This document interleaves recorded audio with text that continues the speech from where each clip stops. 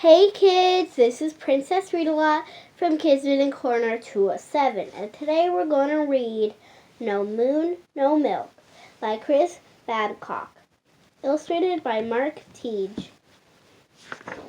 No Moon, No Milk.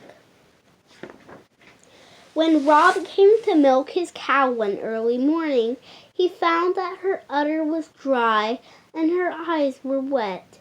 "Martha, you're crying. Are you sick?" Rob asked. "Yes, sick of being a cow. It's eating grass, getting milked, eating grass, getting milked." Martha drew in a quivering breath. "I want to do more than cow around in a pasture all my life." "Where else would you like to cow around?" Rob asked as he looked into his empty bucket. "The moon," Martha announced. "You can only go to the moon if you're an astronaut," Rob said, or a cowshermot," Martha declared. "I'm not sure they let cattle into the space program," Rob said. "My great-great-grandmother jumped over the moon. If she can jump it, I can walk it." "But I never promised you the moon," Rob said. "Now do me a favor and let down some milk." Martha shook her head back and forth, flinging her tears through the air. "No moon, no milk," she bellowed. But Rob knew there was no way to take Martha to the moon, so she took her to Vincent Beach in South Carolina instead. "Hang 10, Martha," Rob shouted. "Did you know there's not a drop of water for surfing on the moon?" "Cows don't surf," Martha said. I know," Rob said. "No moon, no milk." "No moon, no milk," Martha confirmed. But Rob knew there was no way to take Martha to the moon, so he took her to Crater Lake National Park in Oregon instead. "Look, Martha, a real crater," Rob said. "I bet craters are way more mysterious on the moon," Martha grumbled. "But Martha, a cow won't fit into a space capsule," Rob cried. "No moon, no milk," she said. "I'm telling you." But Rob knew he couldn't take Martha to the moon, so he took her to Radio City Music Hall in New York City instead. "Martha, it's the Rockettes," Rob cried. "Rockets? Where are the rockets?" Martha cried, craning her neck. "Not the rockets, Martha. Rockettes. And you can bet there's no dancing like that on the moon."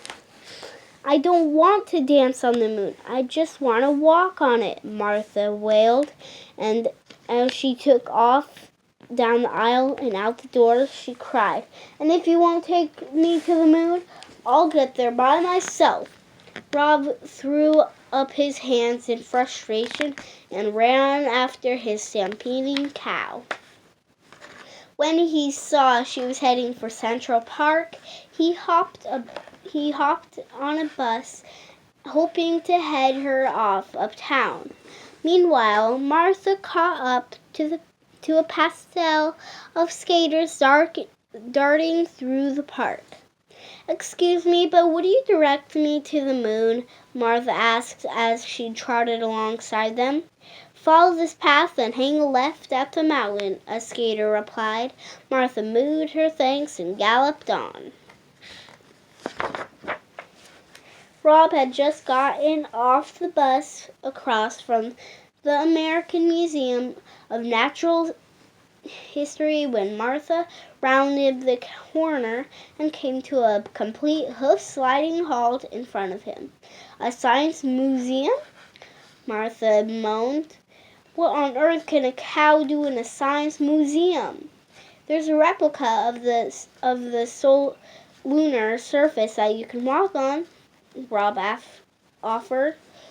Martha was already across the street and through the front doors of the museum when Rob finished his sentence.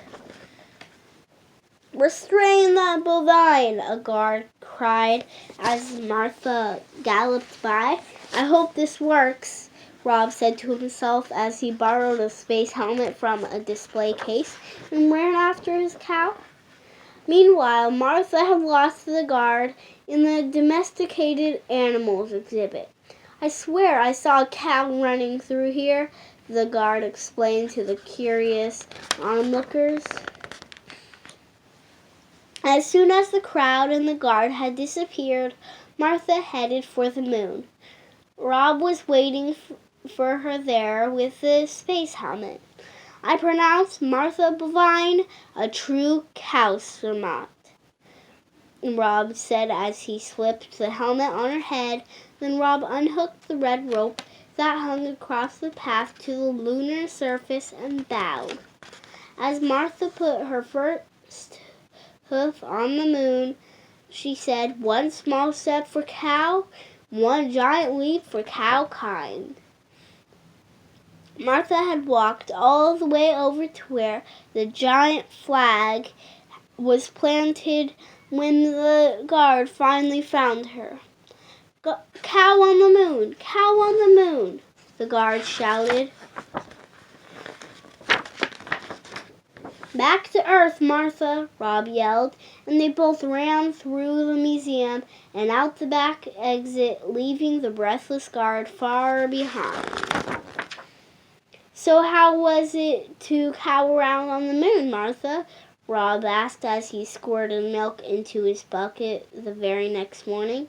"Oh, it was okay," Martha said. "Okay?" Rob exclaimed. "Just okay?"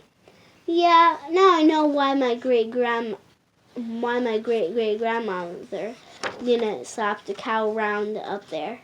"Why?" asked Rob. "There's no grass," Martha said. The end. Thanks for listening, and read lots.